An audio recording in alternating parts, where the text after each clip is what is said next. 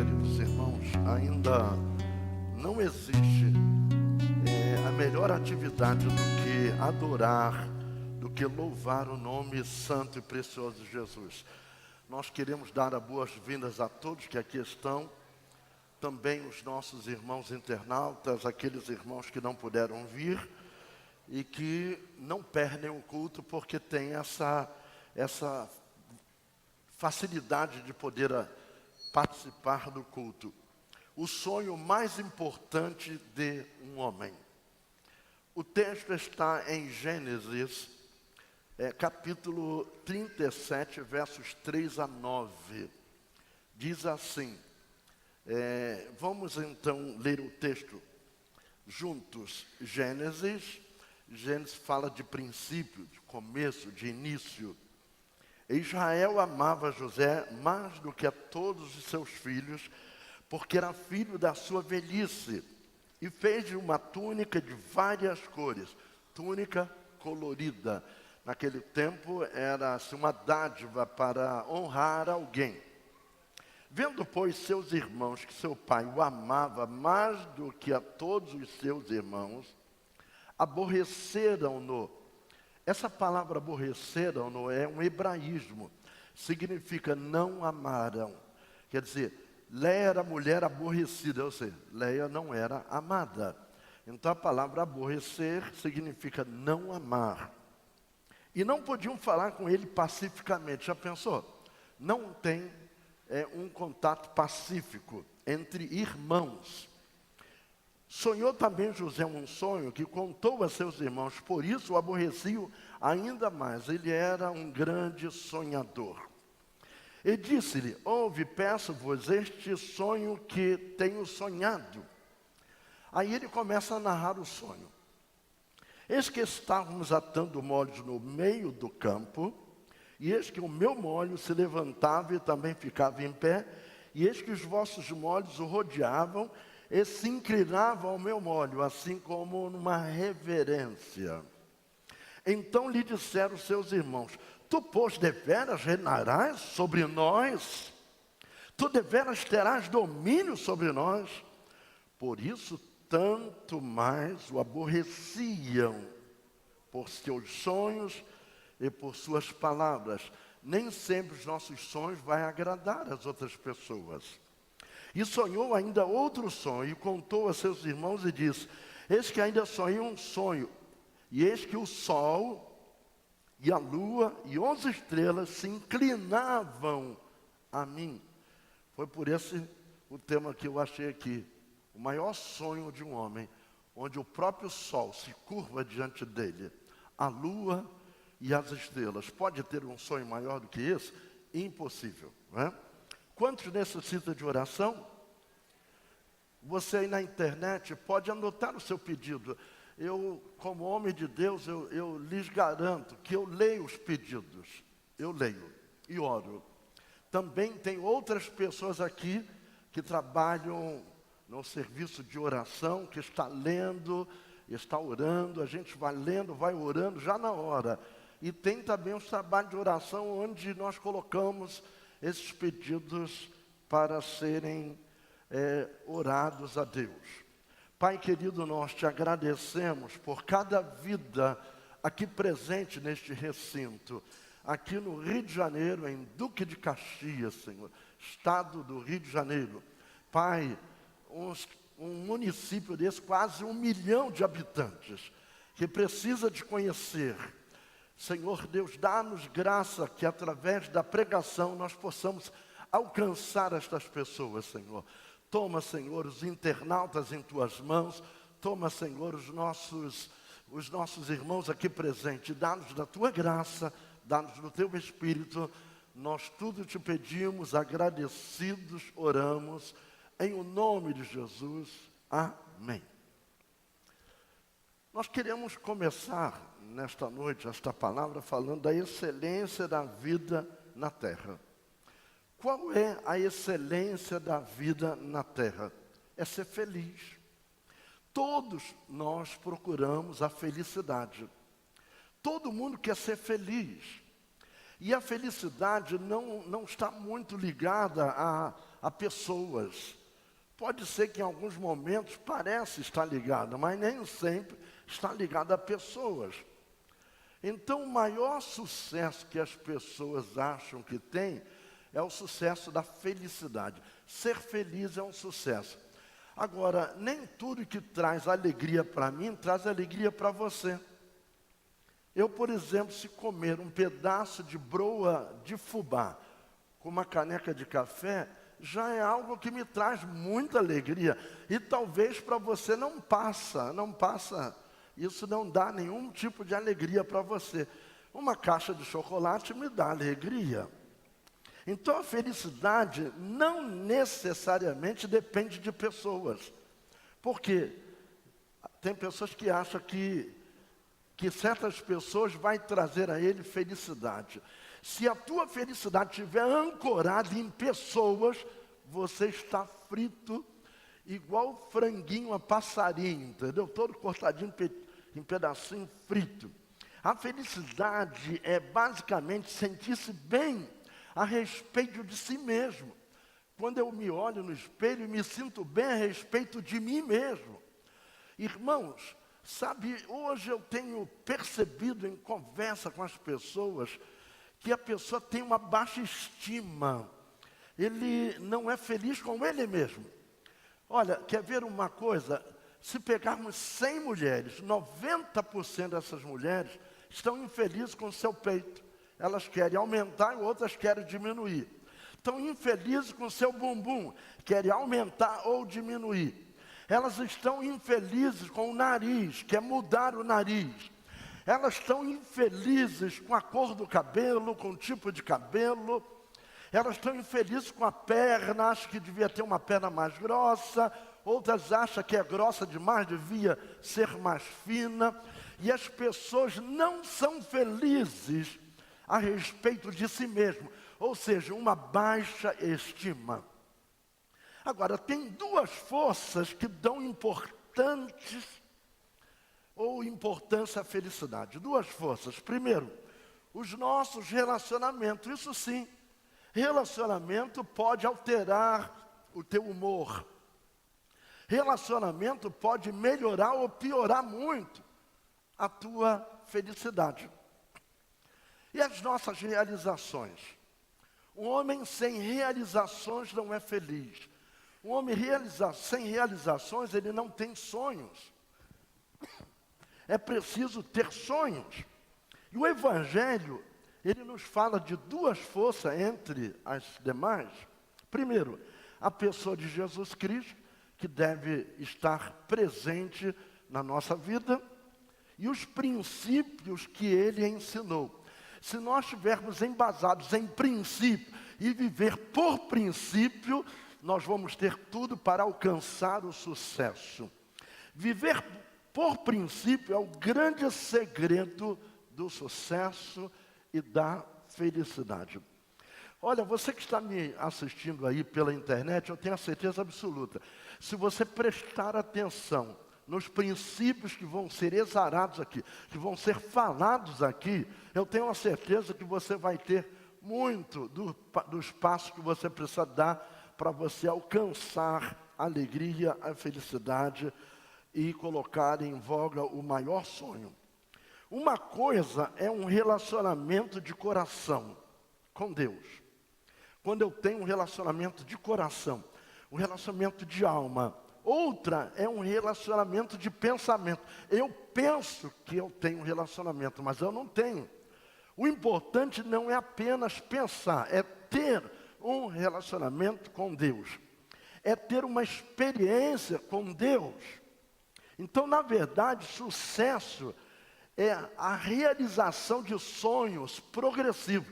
Ninguém vai ter sucesso da noite para o dia, isso é um trabalho. Ninguém vai ter sucesso de repente, o sucesso vem de acordo com a sua entrega. Então, o combustível para o sucesso é, no mínimo, ter um sonho.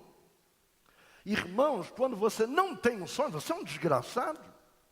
Não tem um sonho, não tem projeto, não tem propósito, não tem norte, está andando ao léu, como folhas secas ao vento, como as águas do mar, aquelas ondas que vai e volta. Aí você fica prestando atenção, vai e volta. E às vezes tem uma folha ali, e a folha fica naquela marola, vai para lá e vem. De repente vem uma onda maior, joga essa folha lá fora e ela fica lá. Agora não sai mais de lá. Ela vai ficar lá e vai secar e vai morrer, ressecada. O importante é que tenhamos um sonho pelos quais lutar. O importante é ter um propósito de vida. Se ninguém tem um propósito, é a mesma coisa. Se eu entrar num táxi e falar para o motorista, se ele me perguntar, pois não, bom dia, boa noite, boa tarde, e ele vai perguntar, para onde o senhor quer ir? Eu vou dizer, não sei, toque em frente. Pense bem. Eugênio, já pensou? O que o motorista vai fazer? Toque em frente. Aí o trabalho dele é dirigir, mas ele quer te levar no lugar onde você precisa ir. Mas você não deu uma direção para ele.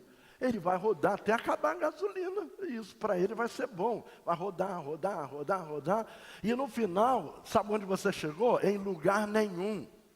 E a vida é assim, quando nós não temos foco, não temos propósito, não temos norte, não temos sonho. Uma pessoa sem sonho, irmãos, eu com 69 anos, eu tenho sonho.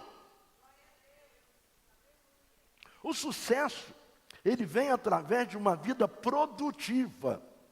Ninguém pode ficar esperando de mãos cruzadas, achando que o sucesso vai chegar, achando que seu sonho vai acontecer. Não, ele precisa ter uma vida produtiva. Nenhum sucesso é fruto do acaso. Ninguém vai ser feliz de ter sucesso por acaso. Irmãos, isso não é assim.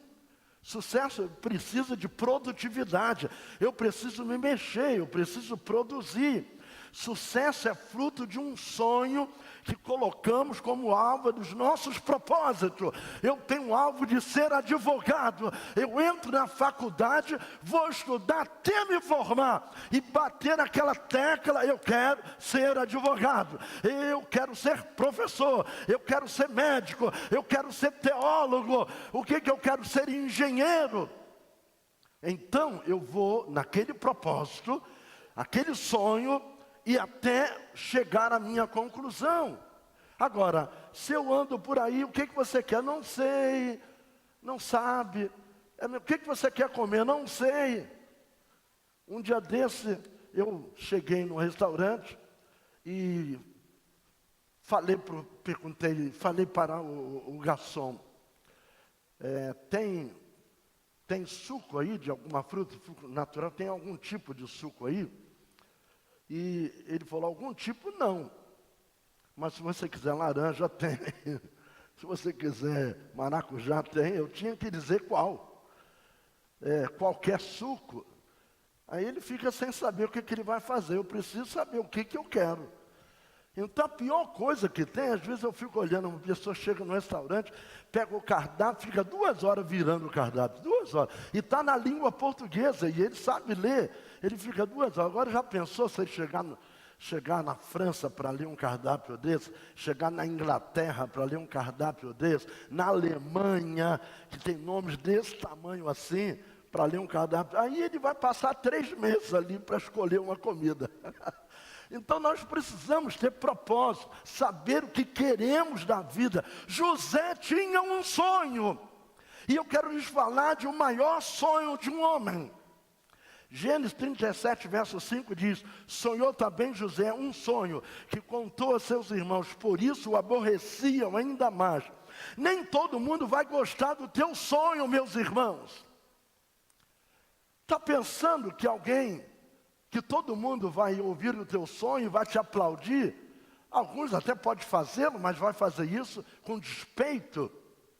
Mas meu sonho deve ser a gasolina que move a minha vida. O meu sonho não cabe dentro do meu peito, então eu tenho que falar para alguém acerca do meu sonho. Se eu ficar meia hora conversando com alguém, daqui a meia hora você vai saber de algum sonho que eu tenho em relação à minha vida espiritual, material, ministerial, secular. Alguém vai ficar sabendo disso?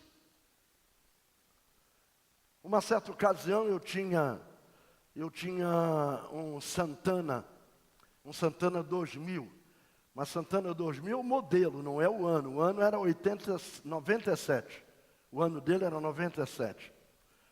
E eu comecei a sonhar em comprar um Honda. Aí eu falei para várias pessoas, vou comprar um Honda. E nesse foi o ano 2000, aí sim, o ano 2000. O Santana era modelo 2000, mas era 97. Mas eu queria um Honda 2000, e nesse tempo era o ano 2000. E muita gente ficou sabendo. E eu comecei a colocar, irmãos, fazendo ficha em bancos, e os bancos, por eu ser pastor, começaram a negar crédito. Eu não tinha uma experiência de crédito que eu tenho hoje, e começaram a negar. E igreja ela não dá base para nenhum gerente de banco. Por exemplo, o Itaú não aceita conta de igreja evangélica. Simplesmente não aceita. Vá lá abrir uma conta. Ou então vai lá fazer uma ficha, profissão, pastor. Você está com 90% do seu crédito perdido. Hoje eu tenho crédito em qualquer banco, inclusive no Itaú, pela minha experiência de crédito pessoal.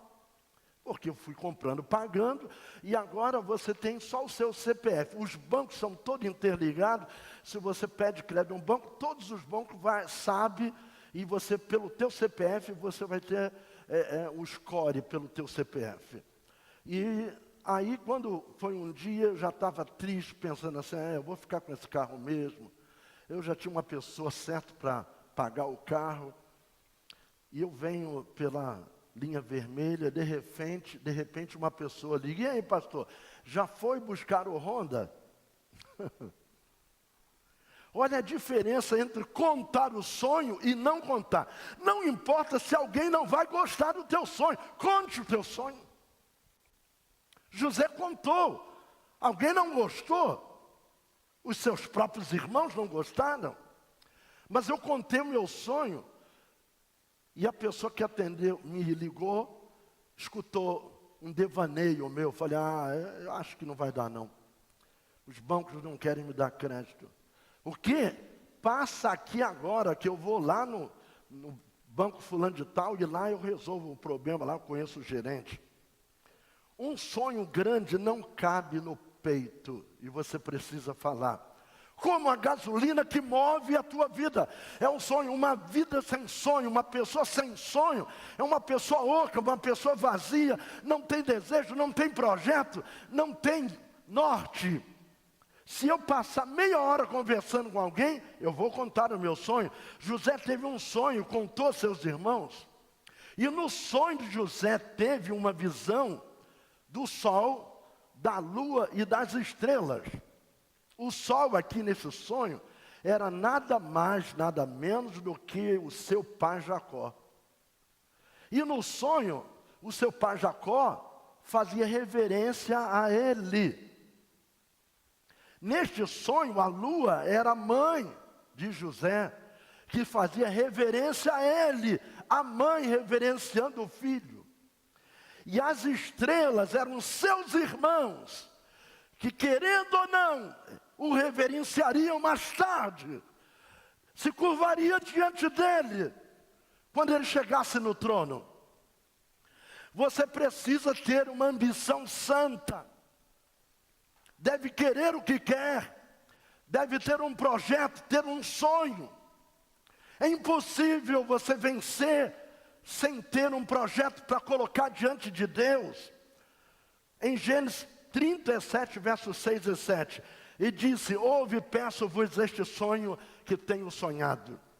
Aí ele começa a narrar, eis que estávamos atando molhos no meio do campo, e eis que o meu molho se levantava e também ficava em pé. e os vossos molhos o rodeavam, se inclinavam ao meu molho. Ou seja, cada molho desse era um irmão que se dobrava dele, uma estrela. Seus irmãos não gostaram do sonho de José. Queridos, a adversidade é um terreno fértil para Deus operar. Se alguém não gosta do teu sonho, aqui está um adubo para Deus trabalhar. Eu não estou dependendo se alguém gosta ou não dos meus projetos, se alguém gosta ou não dos meus sonhos, dos meus propósitos. Isso não muda absolutamente nada, nada. Se eu tenho um Deus que me ama, os vencedores não pertencem à multidão. Os vencedores estão no meio da multidão, mas não fazem parte dessa multidão caída. Não é a multidão que Deus está vendo. Deus não falou assim, Jesus não falou. Eles sabem quem eu sou, eles não conhecem o meu nome. Mas e vocês? Ele quer saber você, Ele quer saber de você. Sua mente é um laboratório. A nossa mente é um laboratório onde vamos descobrir o antídoto para vencer o medo e o fracasso, o medo do fracasso. Quando nós temos medo de fracassar, a gente não consegue ir em frente. Aquilo que passa em sua mente será realidade quando você se ancorar em Deus. Por isso, o gerenciamento da sua mente, a primeira prioridade para o teu sucesso. Queridos, perceba isso. O maior sonho de um homem, a prioridade, a vitória não começa ao seu redor. Não começa ao seu redor. A vitória não começa. Ela começa dentro de você. Não são as pessoas que estão em volta de você. Não são as circunstâncias que estão em volta de você. Sabe, essa vitória começa dentro de você. É aquilo que é conhecido como querer é poder. Se eu tenho um propósito, se eu tenho um alvo, se eu tenho um norte. Os vencedores são aqueles que deixaram de ser espectadores. Deixaram de ficar com braços cruzados. Descruzaram os braços, arregaçaram a manga e caíram dentro, em busca dos seus objetivos, em busca dos seus sonhos, em busca da tua vitória. Um vencedor é aquele que se cansou de ser um perdedor. Quando você cansa de ser perdedor, você, peraí, tem alguma coisa errada. Tem alguma coisa errada. Não é possível 1 ano, 2 anos, 3 anos, 4 anos, e eu não estou saindo do lugar. Se eu estiver marcando o passo, por exemplo, 1, 2, 1, 2, 1, 2, eu vou passar a vida toda, não vou fazer um buraco aqui, mas eu tenho que ir em frente, para poder então alcançar os meus objetivos. Ele não tolera mais o fracasso, e quando ele não tolera mais o fracasso, ele está dando o primeiro passo para ser um vitorioso. Ele não consegue mais conviver com o fracasso. José foi descartado pelos seus irmãos, simplesmente descartado. Nem sempre teu sonho vai agradar mesmo os irmãos, até os teus irmãos, quer seja consanguíneo ou não. José foi jogado num buraco, quando ele contou os sonhos. Aí ele foi, por vontade do pai, ver como seus irmãos estavam lá no campo, cuidando das ovelhas, e José foi até lá. Quando chega lá, arquitetaram um plano para matar José. Aí eram muitos irmãos, eles começam ali a perguntar, e o Judá então teve uma ideia. Espera um pouquinho, vamos colocar ele no buraco, ele não vai fugir mesmo, vamos colocar. Mas a ideia era matar. Tanto é que depois, quando aconteceu tudo, eles pegaram o animal, pegaram a roupa de José, molharam no sangue do animal, e foi falar para o pai que José teve um encontro com um animal feroz, e o animal tirou a vida dele. Interessante que Jacó não pergunta, onde é que está o corpo do teu irmão? Olha, o animal comeu tudo, não sobrou nada. Está igual a Elisa Samúdio, né? Sumiu tudo. Mas agora Deus, o teatro de Deus, a forma de Deus trabalhar, isso é maravilhoso. Os projetos de Deus, quando nós somos dependentes dEle, Deus nos coloca no seu projeto. Ele escreve o meu nome na folha de pagamento dEle. Ele me sustenta enquanto eu estiver dentro do projeto de Deus, da vontade diretiva, não apenas vontade permissiva, mas dentro da vontade diretiva de Deus. Aí eles confabularam, e quando eles estão confabulando, mata outro. Não, não mata não. Não, vamos matar esse camarada, ele é muito sonhador. Eu não gosto dos sonhos dele, não. O sonho dele é que nós vamos ser sempre súditos dele. Ele sempre vai ser rei sobre nós. O sonho dele é que o nosso pai vai se curvar diante dele. O sonho dele é que a nossa mãe vai ficar se curvando. O sonho dele é que nós, irmãos, vamos ficar sempre se curvando. Esse camarada é um sonhador, vamos matar ele, vamos acabar com ele. Isso, seus irmãos legítimos, de pai e de mãe.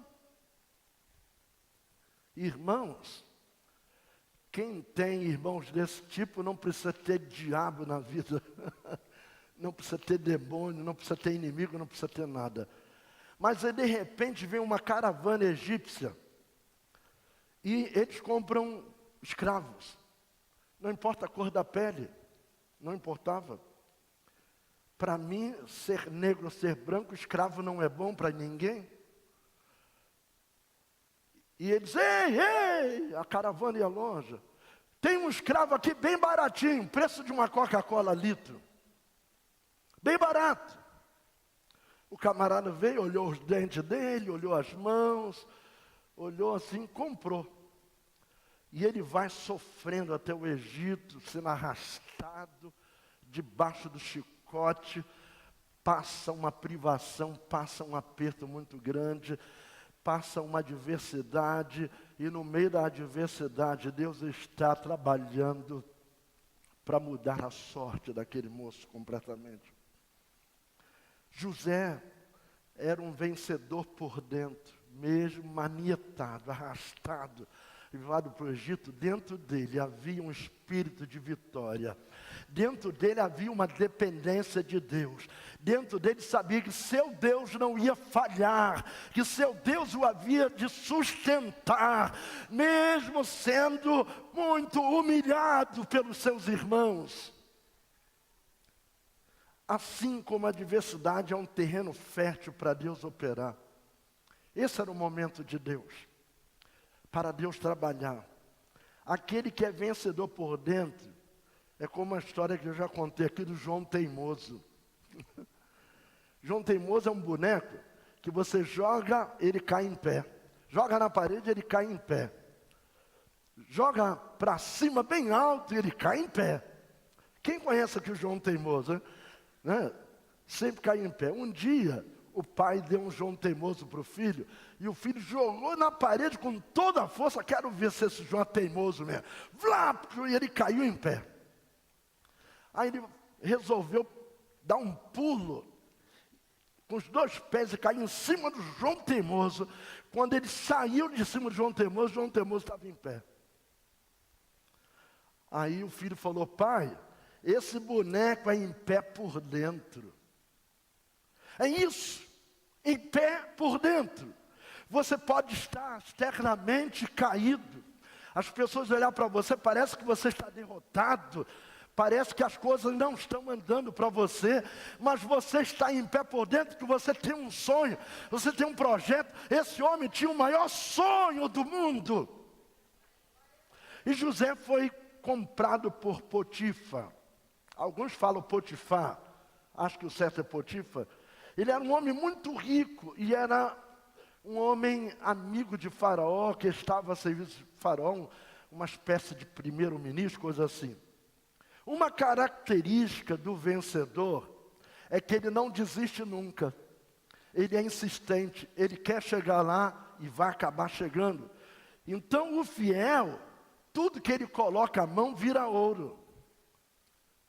Quando Potifar compra José, ele começa a ver a inteligência de José, começa a ver o discernimento de José, a ponto que se alguém perguntasse, Potifar, quantas barras de ouro você tem? Não sei, pergunte ao meu mordomo José, porque Potifar colocou José como mordomo. Quantos camelos você tem? Não sei, pergunte a José. Mas acontece o seguinte, o mundo, irmãos, ele caminha sempre para tentar nos derrotar. E a mulher de Potifar começa a gostar de José, não no sentido de amar, de gostar de alguém, como nós devemos sempre amar os nossos irmãos, mas no sentido sexual. E José era mordomo do seu marido. E Potifar ficava cada vez mais rico, até que a primeira dama, que era esposa de Potifar, começa a se interessar por José no sentido sexual. Mas José tinha uma promessa, e quando você tem uma promessa, essas coisas não vai desviar você do foco da promessa de Deus. Você não vai trocar o ministério, trocar uma promessa de Deus por sexo, por homem, por mulher, você não vai fazer isso. Quando você tem uma promessa, você não vai trocar promessa por um flerte que vai te arrebentar. Tem gente que está morrendo afogado nas bênçãos de Deus. É pessoa que está muito bem na vida, assim, sabe, como uma simplicidade, ganhando um salário mínimo, aí ele está fiel. De repente começa a ter promoção, vai para 2.000, a 3.000, 4.000, quando ele chega a 10.000 de salário, aí, pá, não, agora o negócio aqui é outro. Agora vou gozar a vida. Aí começa a abandonar a esposa, começa a abandonar filhos, começa a abandonar para poder mergulhar bem fundo, sabe, se charfundar no lodo do pecado. Nenhuma mulher, nenhum homem vale uma promessa. Não vale.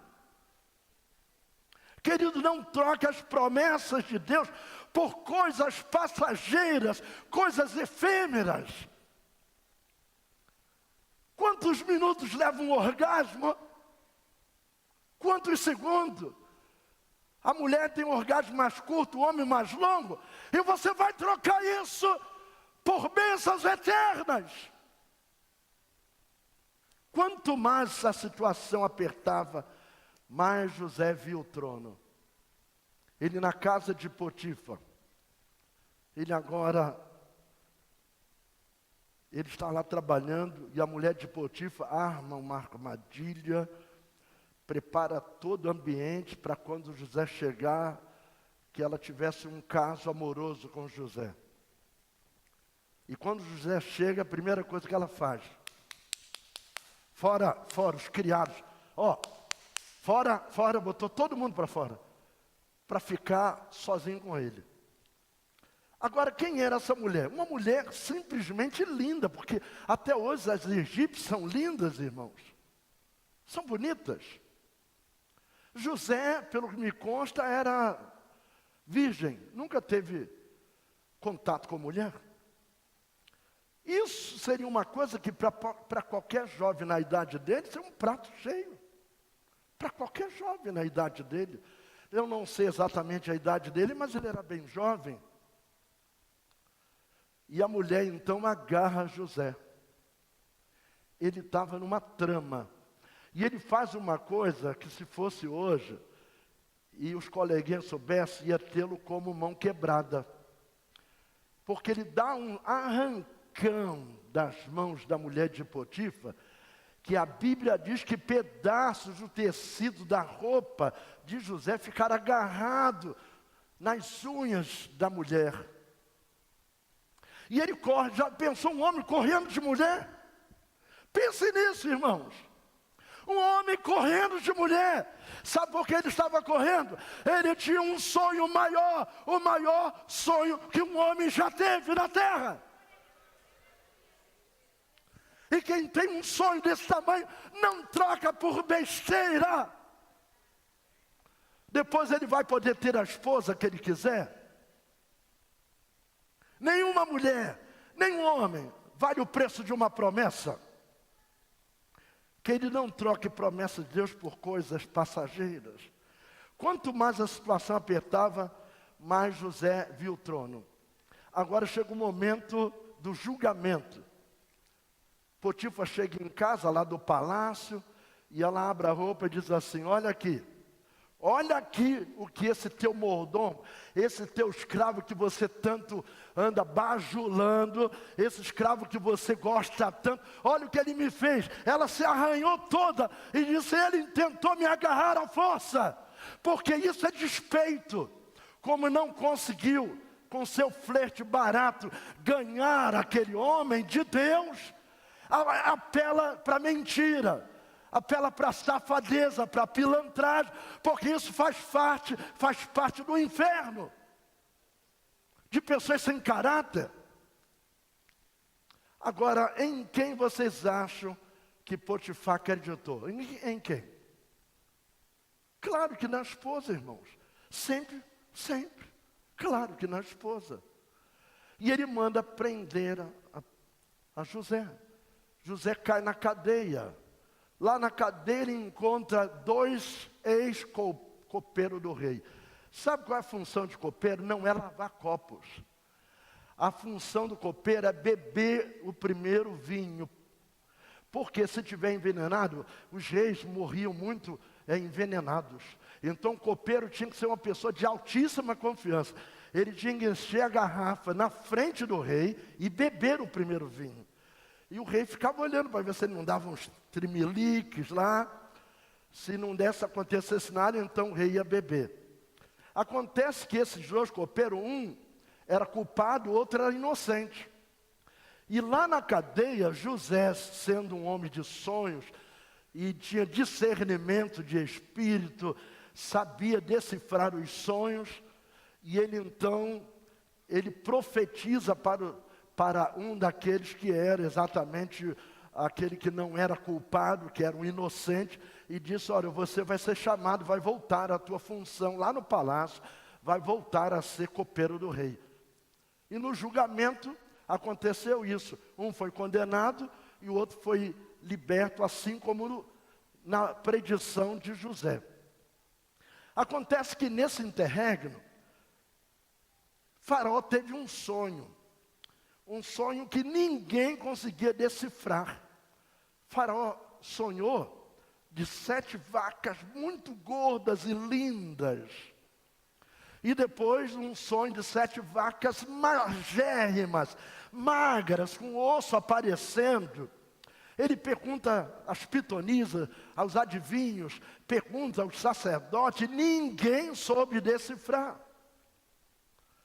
E aí eu vejo o seguinte, irmãos, quando José contou para aquele copeiro que ele foi liberto, está bem claro na Bíblia que José faz um pedido. Escuta, avisa o rei da minha inocência, avisa que eu não tive culpa, avisa que eu não toquei naquela mulher, avisa que eu sou inocente, diga isso. Irmãos, quando o homem se viu livre, ele simplesmente se esqueceu completamente do pedido de José. Passa 2 anos. Irmãos, para quem está preso inocente, 2 anos é uma eternidade. Até que José teve esse sonho, e o copeiro soube, e por fim ele lembrou de José e falou: meu senhor, quando eu estava preso, tinha lá um hebreu, que ele teve uma visão comigo, um sonho que eu seria liberto, e assim aconteceu pela minha inocência. Se o Senhor mandar chamar este hebreu, certamente contando esse sonho para ele, ele vai discernir este sonho. E logo o Faraó não pensa nem mais uma vez, mande libertar esse homem. Ele estava com uma barba grande, porque era costume dos hebreus ter barba, e os egípcios não, eles raspavam a barba. Então fizeram a barba de José, deixaram ele arrumadinho, colocaram uma roupa, porque ele ia diante da sua alteza, o rei do Egito, porque Faraó não é nome de uma pessoa, é um título. E quando ele vai a Faraó, que Faraó conta o sonho para ele, ele tem um discernimento. Meu senhor, vai acontecer 7 anos, as vacas gordas, que o Egito, a terra do Egito, vai produzir tremendamente frutos. Vai produzir mais do que qualquer outro lugar no planeta. Mas depois virá 7 anos de escassez e fome, em que não haverá comida para ninguém, o mundo vai sofrer muita fome. E José então é perguntado pelo faraó, e o que eu devo fazer? É muito simples, faça silos, começa a armazenar comida, começa a armazenar o excedente. Você produz, enche a mesa das pessoas, exporta, o excedente vai guardar, porque durante 7 anos o Egito vai ter alimento suficiente para a manutenção. E o rei não pensou 2 vezes, dado o discernimento, a clarividência, dado, a oxigenação da mente de José, ele vê que ele está diante de um homem diferenciado, alguém que tem sonho, alguém que não é apenas um espectador, alguém que quer produzir, alguém que é em pé por dentro, alguém que tem um foco, que tem um sonho, que tem projeto, que tem propósito. Ele vê isso e não pensa 2 vezes. Olha, faça isso, está na tua mão. Olha, eu vou ser o monarca e você vai ser a segunda pessoa mais importante em todo o Egito. Você vai governar todo o Egito. Meus irmãos, veja só. A mulher de Potifar aprontou a armadilha. José fugiu dessa mulher, porque ele tinha uma promessa. Quem tem promessa não troca promessa por nada. Eu digo nada, nada, nada. Não troque a tua promessa por nada. Não se pode trocar coisas eternas por sexo. Não se pode trocar coisas eternas por coisas efêmeras. Eu estou falando de uma coisa duradoura, de algo grande. Não pode ser trocado por coisa de segundos. Potifar não entendeu e colocou José na cadeia. Mas José agora está sentado no trono, acima de Potifar. Porque maior era o rei. E o rei disse, José vai ficar como governador. E Potifar passa a receber ordens de José, que o mandou prender. Irmãos, a vida é uma roda gigante. Tem gente que está lá em cima, de repente pode estar lá embaixo. Então, vai depender da posição que você está. Querido, valorize o teu relacionamento com Deus. Era esse o segredo de José. O homem que teve o maior sonho de todos os homens, ele tinha um relacionamento especial com Deus. Foi boca de Deus para a inocente, lá na cadeia. E quando ele foi para aquela cadeia, ele foi sob um propósito de Deus. Debaixo de um propósito de Deus. Era para livrar a vida de um inocente. Querido, valorize o seu relacionamento com Deus. Eu repito, valorize. Só então você poderá ajudar a outros. Existem princípios que vão alavancar o teu sucesso. Eu quero falar aqui do primeiro princípio. Pare de reclamar das coisas que você tem. Esse carro velho. Essa casa. Está com isso, está com aquilo outro. Eu não aguento mais com isso. Comece a ver o que você não tem. Esse que é o importante. Não reclame do que você tem. Comece a ver o que você não tem ainda. Esse é o projeto de Deus. Tornar os nossos sonhos realidade. Deus mandou Moisés contar as estrelas. Sabe o que é isso, irmãos? É sonho. Contar as estrelas é sonho. Deus manda Moisés contar as areias da praia do mar. O que é isso? Quando José foi preso, Deus lembrou do seu sonho. Ele preso entre malfeitores, lembrava do sol que se curvava diante dele.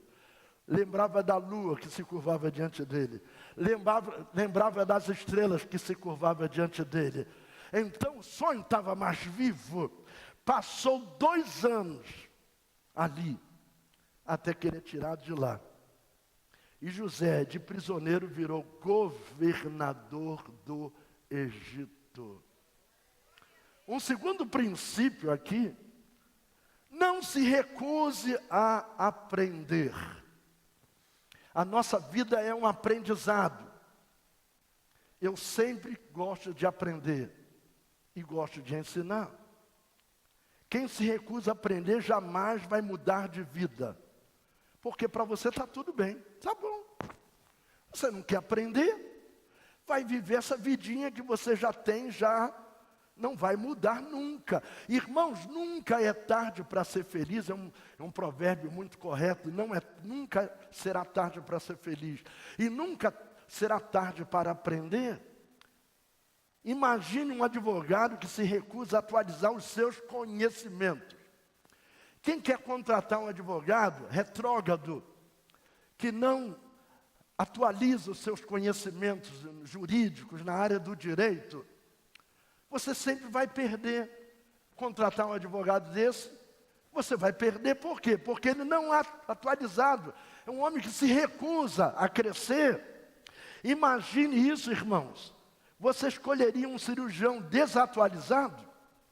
Eu estou fazendo um implante dentário, e o meu dentista, o doutor Felipe, ele é um anjo. Ontem eu passei 3 horas e meia na cadeira dele. Ele não fica enrolando, não, trabalha mesmo. Todo sábado, o mínimo que eu passo lá é 2 horas. Ele tira e coloca e vai, e mede, e molda, e tira medida de lá e de cá, e diz, só vou deixar os teus dentes certinhos. E ele precisou ontem fazer um canal. E ele não é a especialidade dele, então chamou o doutor Oswaldo. Doutor Oswaldo foi fazer o meu canal. Doutor Oswaldo, ele é professor aqui de odontologia. E ele é que é o dono lá do consultório lá.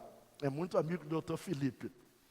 Aí eu pensei, falei, pronto, agora eu vim 3, 4 sábados aqui para ficar colocando curativozinho no dente. Ficar, irmãos, ele anestesiou, tirou ali aquele nervinho, depois esquentou o negócio até virar brasa e coloca lá dentro e fechou o canal, pronto, não dói nada. Sabe por quê? Tecnologia super moderna, super avançada, mas você vai em outro dentista que fica lá 3, 4 semanas mexendo, botando remedinho, colocando ali, tapando, abrindo, correndo risco de uma infecção, porque a raiz do dente ela é completamente estéril. Se entrar uma bactéria, o teu corpo está arrebentado, está quebrado. Esses dias eu conversei com um rapaz que estava com um aparelho nos dentes. Aí ele falou, pastor, esse aparelho aqui não é para corrigir os meus dentes, porque eu não tinha defeito nenhum. Acontece que eu andava com uma dor de cabeça desgraçada, e nenhum médico descobriu a razão da minha dor de cabeça. Aí um dia um médico olhou e falou assim, procura um cirurgião, dentista, que ele vai resolver isso. Aí ele procurou. O camarada botou um aparelho, porque ele estava com uma oclusão a mais num certo dente, que causava uma pressão no cérebro, e ele sentia uma dor de cabeça que ele não sabia de onde vinha. Mas acontece que o médico descobriu, falou, isso aí é de dente. Como é que pode falar de dente se você tem a sua dentição toda perfeita? Mas aí quando foi analisar, viu que tinha um dos dentes que ocluía mais do que o outro. E aquele que ocluía mais, dava uma pressão que causava dor. Então, porque ele procurou um profissional que está atualizado. Quem não gosta de estudar, nunca vai se atualizar. Você escolheria um cirurgião desatualizado? Pois bem, Osés, no capítulo 4, verso 6, diz assim, o meu povo foi destruído porque lhe faltou conhecimento. Porque tu rejeitaste o conhecimento, também eu te rejeitarei para que não sejas sacerdote diante de mim, visto que te esqueceste da lei do teu Deus. Também eu me esquecerei de teus filhos. Olha só que coisa. A sabedoria, ela tem fonte. Olha só, eu estou pregando sobre o maior sonho de um homem. Primeiro, olha a fonte, aprender com os erros dos outros. Será que o erro dos outros não fala nada para você? Você consegue conviver com isso assim, mole? Você que tem filha, você que tem filho, e está vendo que a outra família está indo para um desastre muito grande, e você não consegue ver um caminho no meio desse turbilhão de coisas. Aprender com os erros dos outros é sabedoria. Segundo, aprender com os nossos próprios erros. Eu não posso continuar errando. Errei, não deu certo. Para! Stop! Não vá mais por esse caminho. Não deu certo. E você vai continuar. É como alguém que vive um relacionamento sufocante, que nunca deu certo, está sempre em briga, sempre em confusão. E você passa um ano, passa 2, 10, 20, continua. Gosta de sofrer, o problema é seu. Você deveria procurar uma alternativa para resolver isso, mas não sai dali. É como se alguém que enfiou a cabeça na forca e não tira por nada a cabeça da forca, até ser guilhotinado. Nós precisamos aprender com o erro dos outros e aprender com os nossos próprios erros. Agora, preste bem atenção, a tolerância com o erro no presente vai frustrar o meu futuro. Essa tolerância com coisas erradas, você está sendo tolerante, é? Você vai frustrar o teu futuro. Teu futuro vai passar a inexistir, por quê? Por causa da tua tolerância com o erro hoje. O meu futuro depende do meu hoje. O meu hoje vai determinar o meu amanhã. Querido, hoje é o amanhã que você construiu ontem. Fale comigo. Hoje é o meu amanhã que foi construído ontem. Eu queria falar um pouco mais, mas o tempo já está indo bem adiantado aí, eu vou ter que parar. Eu quero concluir. Eu quero concluir com um pensamento. Você jamais alcançará sucesso, jamais, enquanto o caminho para isso não se tornar prioridade em seus hábitos. Hábitos na escola, na faculdade, no seminário, no ministério. Enquanto os teus hábitos para alcançar o teu sonho não for prioridade, você não alcançará o resultado do teu sonho, o teu sucesso não vai chegar. Imagine alguém que vai fazer uma prova amanhã e hoje não estuda. Não vai passar. Não tem a prioridade. Nós precisamos estar focados no nosso sonho e trabalhar para que aquilo aconteça. Eu, quando fui estudar teologia, eu levava marmita, mas tinha dias que eu não tinha condição de levar marmita. As meninas iam ficar com fome, então eu não levava. Chegava lá na hora do almoço, escovava os dentes, lavava o rosto e ficava ali conversando uma boa. E o dia todo passava e ia embora, e quando chegasse a noite eu ia comer em casa. Então eu estudava no seminário segundas, quartas e sextas.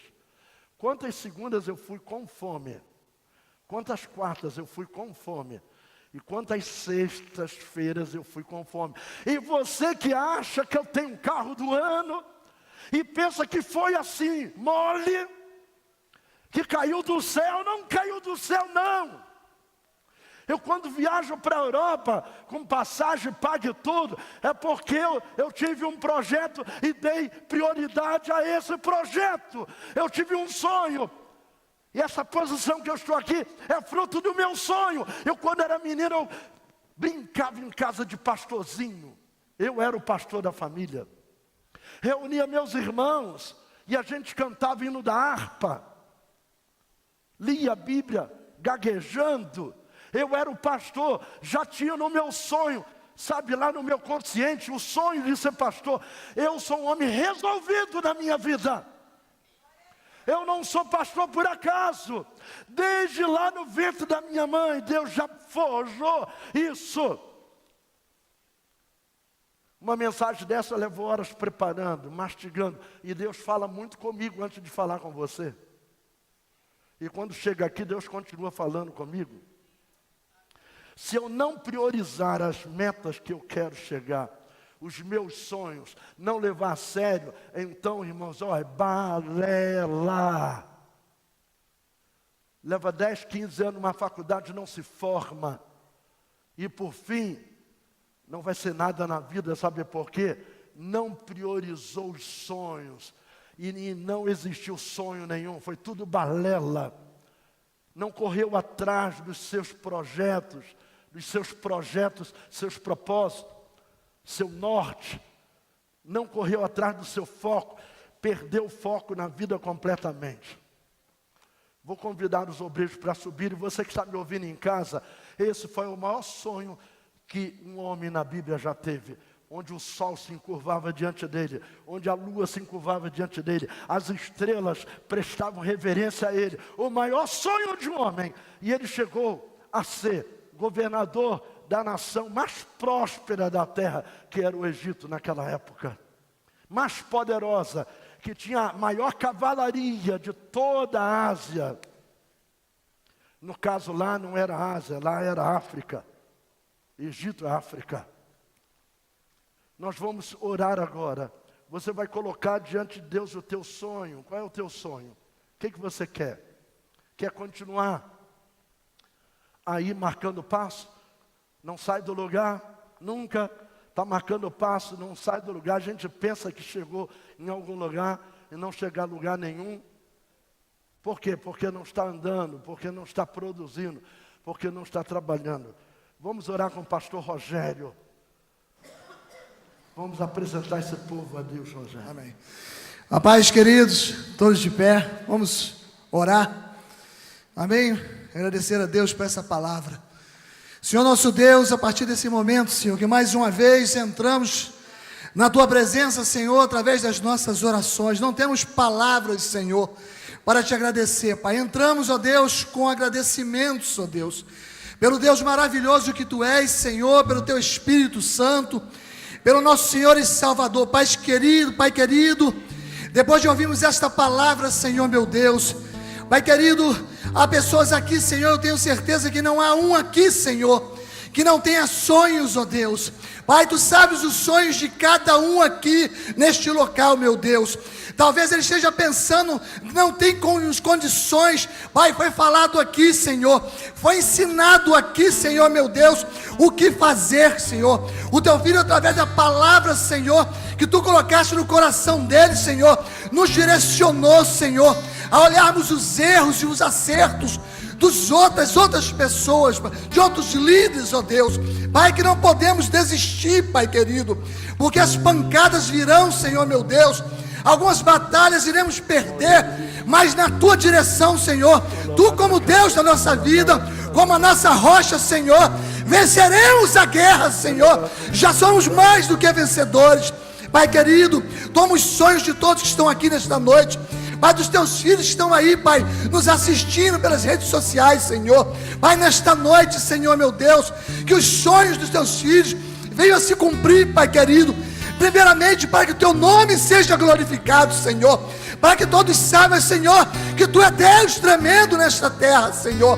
Abençoe a todos, Senhor. Obrigado pela palavra. Obrigado por cada vida, Senhor. Aqueles que estão em casa, Senhor, mesmo enfermo, ainda assistindo, Pai. Abençoa a todos, Pai querido. Pai, nós só temos uma palavra. Muito obrigado, Senhor. Muito obrigado, Deus. Em nome de Jesus, o Nazareno. Amém. Amém. Fique um pouquinho aqui, queridos. Eu quero trazer uma palavra rápida para os nossos internautas. Na terça-feira próxima, que vem, nós estaremos aqui com uma tremenda mensagem da parte de Deus. Logo depois desta mensagem, nós vamos ter ainda a distribuição de no mínimo 10 cargos que ainda faltam ser preenchidos. Ó, Lírio dos Vales precisa ser preenchido. Nós precisamos preencher ainda a vaga, irmãos, o pessoal que trabalha nos lares. Nós vamos ter um trabalho diferente sobre isso. Nós vamos ainda aumentar a questão da liderança dos diáconos. E por aí vai. nós temos muita coisa para ser feita na terça-feira. E na quinta-feira, o nosso irmão vai estar presente aqui, querendo Deus. E ele está orando, Deus está trabalhando, ele está muito motivado. Porque no último culto, sem se impulsionar, sem botar dinheiro, ele atingiu mais de 30 mil de audiência. Então ele está muito motivado, está muito feliz, o Henrique Paiva. E na quinta-feira ele vai estar aqui pregando e Deus há de abençoar grandemente. Peço a Deus uma excelente semana para todos, em um nome precioso, em nome de Jesus. Amém.